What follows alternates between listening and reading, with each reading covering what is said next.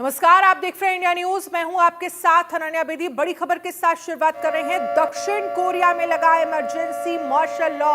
उत्तर Korea के support में विपक्ष यून सुक योल देश को पंगु बनाने की साजिश रची जा रही है।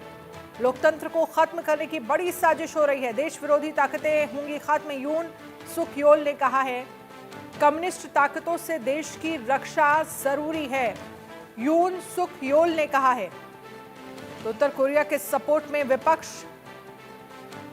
दक्षिण कोरिया के राष्ट्रपति यून सुक योल ने देश में इमरजेंसी मार्शल लॉ घोषित कर दिया है। मार्शल लॉ के इस आदेश में देश के विपक्षी दलों पर संसद को कंट्रोल करने, उत्तर कोरिया के साथ सहानुभूति रखने और देश विरोधी गतिविधियों के साथ सरकार को पंगु बनाने का आरोप लगाया गया है। दक्षिण कोरिया के राष्ट्रपति यून सुक योल ने देश के नाम एक टेलीविजन संबोधन में उत्तर कोरिया समर्थक ताकतों को खत्म करने और संवैधानिक लोकतांत्रिक व्यवस्था की रक्षा करने की कसम खाई है। हालांकि अभी तक ये साफ नहीं है कि राष्ट्रपति के इन कदमों का देश के शासन और लोकतंत्र पर क्या प्रभाव पड़ेगा। राष्ट्रपति की ओर से मार्शल लॉ घोषित करने के बाद दक्षिण कोरिया की संसद में सदस्यों की एंट्री रोक दी गई है। अब सांसद संसद में प्रवेश नहीं कर सकते हैं। 2022 में पदभार संभालने के बाद राष्ट्रपति यून लगातार संसद में अपनी सरकार के एजेंडे को आगे बढ़ाने के लिए संघर्ष कर रहे हैं। जहां विपक्षी दलों के पास उनकी पीपल पावर पार्टी की तुलना में बहुमत हासिल है। पीपीपी और दक्षिण कोरिया की प्रमुख विपक्षी पार्टियां डेमोक्रेटिक पार्टी के बीच हाल ही में टकराव अगले साल के बजट बिल को लेकर हुआ। यून अपनी पत्नी और टॉप लेवल के अफसरों से जुड़े घोटालों की स्वतंत्र जांच की मांग को खारिज करने के लिए विपक्षी दलों की आलोचना का भी शिकार हुए हैं। अजय जानियाल इस पर ज्यादा जानकारी के लिए हमारे साथ जुड़ गए हैं। अजय, क्या पूरा मामला है? दक्षिण कोरिया में इमरजेंसी मार्शल लॉ लगा दिया गया है। देखिए, बिल्कुल जिस तरीके से लगातार विपक्षी सांसदों द्वारा जो है उत्तर कोरिया के पक्ष पे या फिर कहेंगे कि उनको फेवर करने की बात लगातार सामने आ रही थी और 2022 के बाद यून जो है इस चीज को देख रहे थे कि कहीं ना कहीं इस चीज को लेकर कड़े कदम उठाने होंगे। और अब आखिरकार 2024 में यून सुक योल ने जो है एक बड़ा फैसला लिया है, जिसमें उन्होंने उत्तर कोरिया के पक्ष में बोलने वाले वो जो सांसद हैं उन पे कहीं ना कहीं उन पर रोक लगाने या उन पर कानूनी कार्रवाई करने के लिए एक मार्शल लॉ जो है वो घोषित किया है। और इस मार्शल लॉ के तहत जो है अब संसद में उनकी एंट्री बंद हो गई है और आने वाले दिनों में कुछ और कार्रवाइयां इसमें दिख सकती हैं।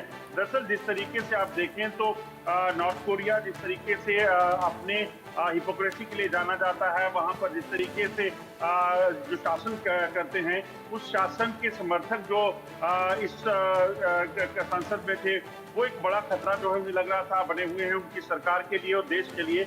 ऐसे में उन्होंने एक बड़ा फैसला लिया है और मार्शल लॉ लगाया है। अब ये देखना होगा कि आने वाले दिनों में किस तरीके से नॉर्थ कोरिया इस पर रिएक्ट करता है, क्योंकि संसद में अगर उनके समर्थक होंगे तो यकीनन कहीं ना कहीं आने वाले दिनों में हालात जो हैं वो खराब हो सकते हैं। मगर अभी मार्शल लॉ लगने के बाद जो विपक्षी सांसद थे उनकी एंट्री को पहले बैन किया गया है और अब कानूनी प्रक्रिया मार्शल लॉ लगने के बाद क्या होगी, क्या उन पर कार्रवाइयां होंगी और क्या जो है आगे वो करने जा रहे हैं, इस चीज को लेकर कहीं ना कहीं आने वाले दिनों में जो डेवलपमेंट होगी उसको उस पर कहीं ना कहीं नजर रहेगी पूरे देश और दुनिया की। लेकिन आने वाले वक्त में क्या असर वहाँ के लोगों पर, वहाँ की जनता पर पड़ेगा? और इसके साथ ही मैं चाहूंगी कि जो खबर सामने आ रही है, विपक्षी सांसदों को हिरासत में भी लिया गया है और ऐसे में इस मार्शल लॉ का दुनिया भर में क्या असर, क्या संदेश दक्षिण कोरिया, उत्तर कोरिया, अब जिस तरह से जो हालात बन रहे हैं साउथ कोरिया में?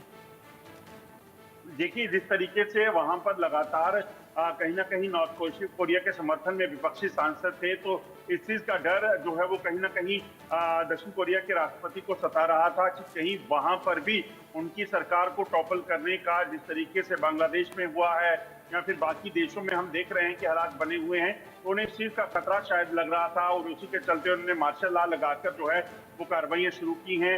उसमें संसद में विपक्षी सांसदों की एंट्री बैन और उसके साथ साथ कुछ सांसदों को गिरफ्तार करने के आदेश जारी किए हैं।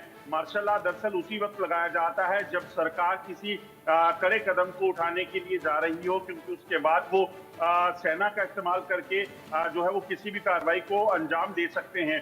तो ऐसे में यकीनन कुछ सांसदों को गिरफ्तार किया गया है, मगर क्या ये सभी सांसद जो नॉर्थ कोरिया के समर्थक थे उनको गिरफ्तार किया जाएगा या फिर कहीं ना कहीं किस तरह के कड़े कदम जो है वो उठाने वाले हैं, वो कहीं ना कहीं आने वाले दिनों में देखना होगा। अगले 24 घंटे जो है वो कहीं ना कहीं दक्षिण कोरिया के लिए काफी जो है वो गंभीर रहने वाले हैं, चुनौती भरे रहने वाले हैं सरकार के लिए, क्योंकि जिस तरीके से मार्शल लॉ लगाया गया है, विपक्षी सांसद जो हैं इसको लेकर वो मुखर हो गए हैं, वो सरकार के खिलाफ जो है वो विरोध पर उतर आए हैं। चलिए, शुक्रिया तमाम जानकारी के लिए अजय।